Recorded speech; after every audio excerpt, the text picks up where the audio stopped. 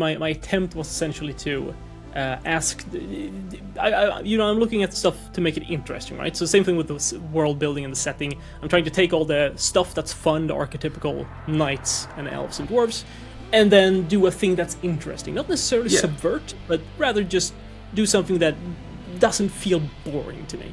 And in my eyes, when I thought about, okay, I'm going to present the part of the protagonist's psyche that represents strength, and let's do something that's, what is that? Well, it's masculinity, it's theocracy, it's the believing in God, it's the following the state being lawful. Since I'm trying to write all of these different aspects from the perspective of, what if they were right?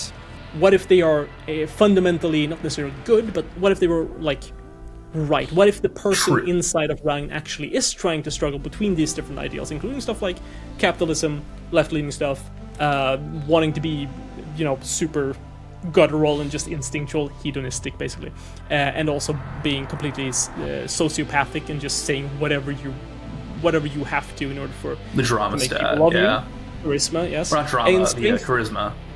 Exactly, and strength is then the representation of just doing masculinity in a way that's interesting. And for me, the least interesting way to represent strength in that case would be to go, masculinity is toxic and bad.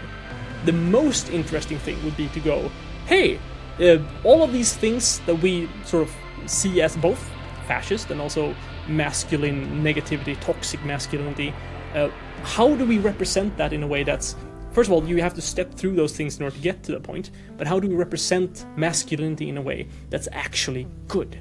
What is positive masculinity? And how do we step through all the toxic stuff in order to get there?